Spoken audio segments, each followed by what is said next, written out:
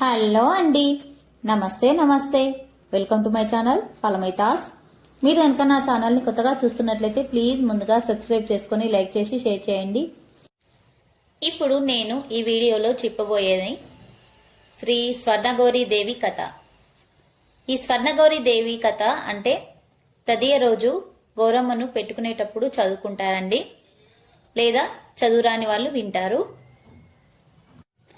ఈ కథని షోడశ గౌరీదేవి కథ అని, స్వర్ణగౌరీదేవి కథ అని, తదియ గౌరమ్మ దేవి కథ అని కూడా అంటారండి.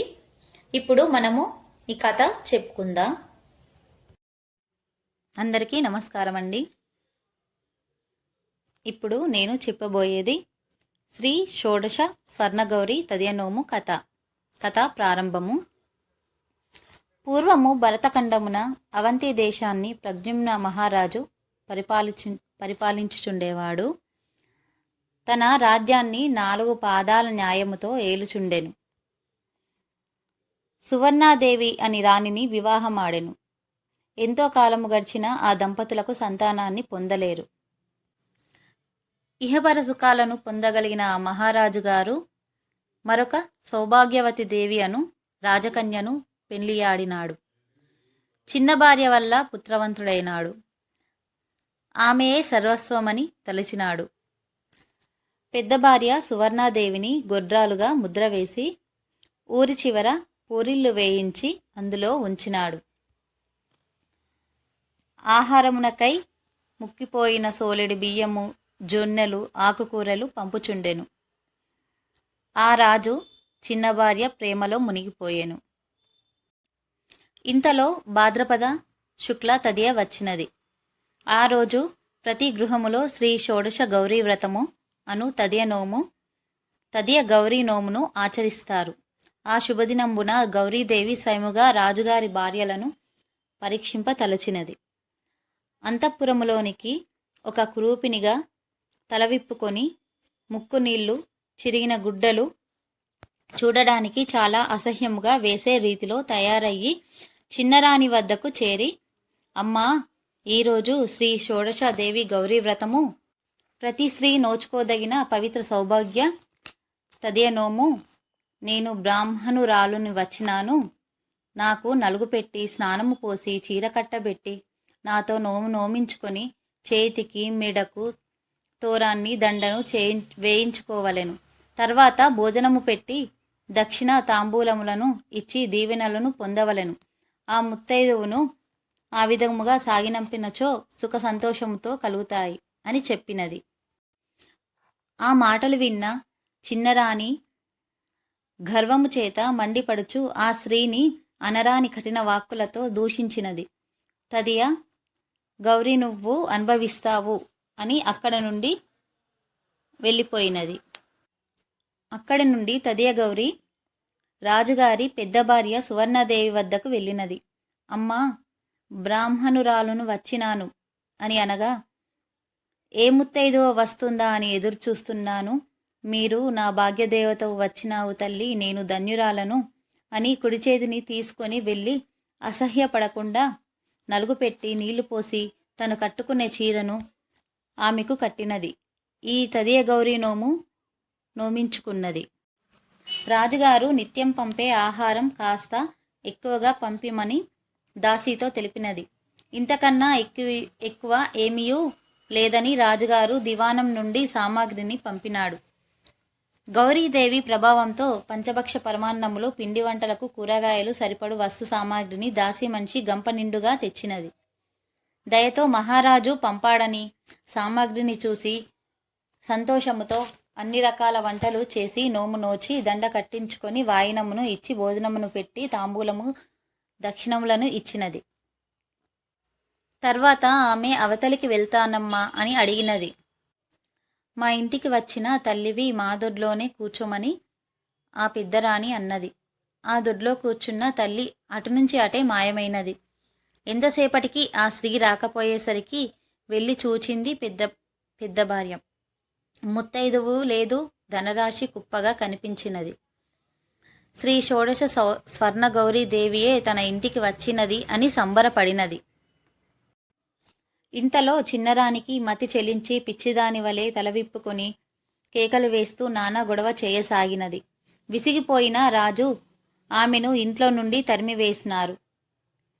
సవతి సువర్ణాదేవి వద్దకు వచ్చి, అక్కా, ఒక బ్రాహ్మణ ముత్తైదువును దూషించిన దాని ఫలితం నా మతి చలించినది.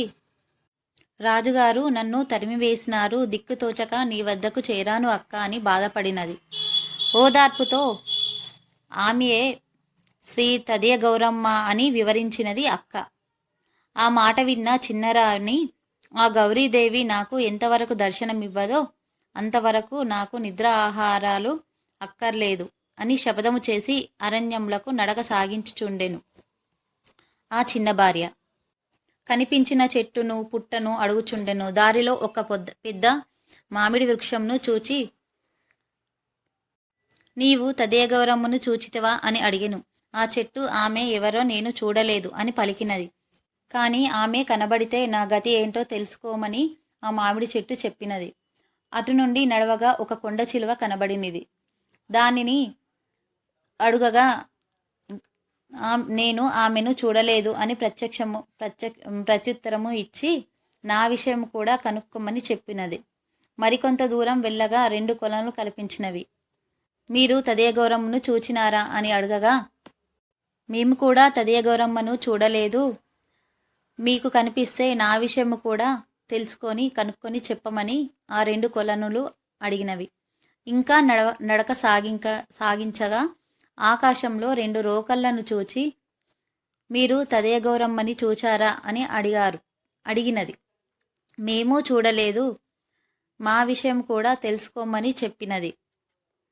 ఇలా నడక సాగుతుంటే ఇక నడవ ఓపిక లేక ఉత్తరేణువనంలో పడి మూర్చపోయినది ఆ చిన్న భార్య. తదియ గౌరీదేవి అనుగ్రహంతో సౌభాగ్యదేవిని మేలుకొలిపి బ్రాహ్మణ ముత్తైదుగా దర్శనమిచ్చి, అమ్మా, అదృష్టవంతురాలవు, నేను తదియ గౌరీదేవిని చూపెడతాను అంటూ తీసుకెళ్ళి తనకు తానుగా 16 కలలతో శ్రీ తదియ గౌరిగా ప్రత్యక్షమైనది. ఆ చిన్నరాణి అమ్మవారి దర్శనము భాగ్యముతో పునీతురాలైనది. అచ్చటనే ఆ ఉత్తరేణి ఆకులతో పూలతోని భక్తితో పూజించినది. దయతో తదియ గౌరీ దేవి అనేక వరములను కోరుకుమన్నది. దేవతా భక్తి పతిభక్తి కలిగి సవితిపోరు లేకుండానట్లు పుత్ర ధనధాన్యములతో సంపదలతో సుఖించాలని కోరెను. ఆ అమ్మ ఆశీర్వదించెను. తర్వాత అమ్మ దారిలో మామిడి వృక్షం, కొండ చిలువ కనిపించాయి. అవి ఏమిటి?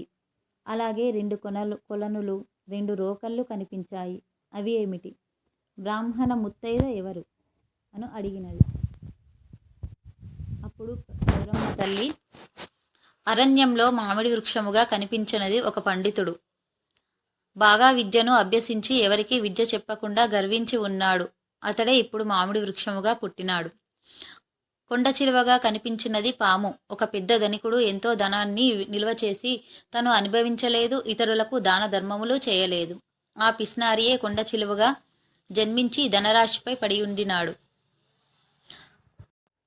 ఆ 2 కొలనులు ధర్మాధర్మాలు. ఒకే ఇంట్లో తోడికోడన్లు యారాన్లు నోము నోచుకొని ఇతరులకు వాయనం ఇస్తే ఏదో పోతుంది అనుకొని ఇంట్లోని వారికి వాయనాన్ని ఇచ్చిరి. దానివల్ల 2 కొలనులుగా జన్మించారు. 2 లోకళ్ళుగా చూసినవి 2 ముత్తైదువులే. కావలసినవన్నీ దంపుకొని ఆ రోకళ్లను పడుకోబెట్టి బొట్టు పెట్టి నమస్కరించకుండా గోడకు నిలబెట్టినారు. కావున వాళ్ళు రోకళ్ళుగా పుట్టినారు. ఇక బ్రాహ్మణ ముత్తైదువుగా కనిపించినది నేనే అని చిన్నరాణి సౌభాగ్యదేవిని దీవించినది. అక్షింతలు ఇచ్చి వారిపై చల్లిన శాప విముక్తులు అవుదురని దేవి అంతర్ధానము పొందినది. తిరుగు ప్రయాణంలో శాపగ్రస్తులను అక్షింతలతో విముక్తి చేసినది చిన్నరాణి. సవితి అక్కతో జరిగిన వృత్తాంతాన్ని చెప్పినది. ఈ శుభ సమాచారము రాజుకు తెలిసినది. ఆ రాజు పల్లకిని పంపి 2 రాణులను అన్యోన్య సఖ్యతతో రాజభోగాలను అనుభవించినారు. ఇది స్కాంద పురాణంలోని కథ సంపూర్ణము. అత్తదండ కలుగుని, మామదండ కలగని, పుత్రదండ కలగని, మొగని దండ కలగని, స్వర్గానికి పోయినా సవతి పోరు వద్దు, మోక్షానికి పోయినా మొగను పోరు కావాలి అని దండ కట్టుకొని అనవలను. అలాగే ఉప్పు బియ్యం కానీ పప్పు బియ్యం కానీ చేతిలో 3 గుప్పెళ్ళు పట్టించి దండ కట్టించుకొలవలను అని పెద్దలు చెబుతారు. ఇతర ముత్తైదువులకు వాయినాలు తాంబూలాలు ఇచ్చి అక్షింతలు వేయించుకోవలను. ఇది తదియ గౌరీదేవి కథ. శ్రీ షోడశ గౌరీదేవి, తదియ గౌరీదేవి, స్వర్ణ గౌరీదేవి అన్నీయూ ఆమెయే. సౌభాగ్య సిద్ధిరస్తు సంపూర్ణము. అమ్మ దయ ఉంటే అన్నీ ఉన్నట్లే. Please like, share and subscribe. Thank you.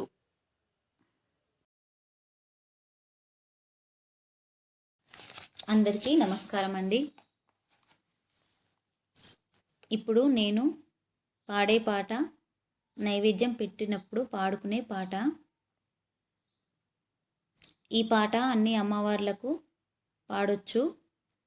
ఈ పాటలో శ్రీ గౌరమ్మ ప్లేస్లో శ్రీ దుర్గమ్మ, శ్రీ వాసవాంబ అని ఏ పేరైనా పెట్టుకోవచ్చు. ఈరోజు ఒక మంచి మాట చెప్పాలనుకుంటున్నాను. ఆ మంచి మాట పాట లాస్ట్లో చెప్తానండి. పాట. ఆరాగించవమ్మ అమ్మ శ్రీ గౌరమ్మ, అమ్మ శ్రీ గౌరమ్మ, ఆరాగించవమ్మ, ఆరాగించవమ్మ అమ్మ శ్రీ గౌరమ్మ, అమ్మ శ్రీ గౌరమ్మ, ఆరాగించవమ్మ. పోయేనే నరసింహ భక్తుడై పంపాగా, ఆరాగించవమ్మ అమ్మ శ్రీ గౌరమ్మ, అమ్మ శ్రీ గౌరమ్మ, ఆరాగించవమ్మ.